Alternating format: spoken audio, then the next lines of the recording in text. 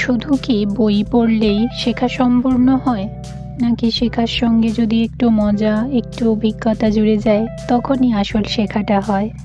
Welcome to Pompi talks, real life real feelings.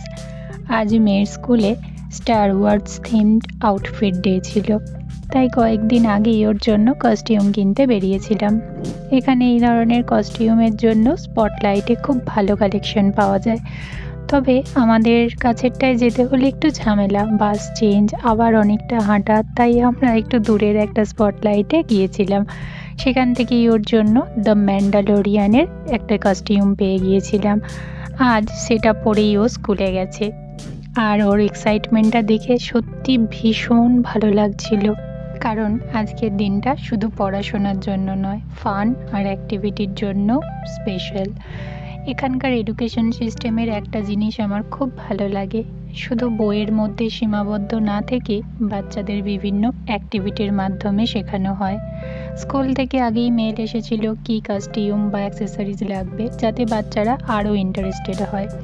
আজ ওরা science, engineering, technology এইসব বিষয়গুলো হ্যান্ডস অন অ্যাক্টিভিটি দিয়ে শিখবে।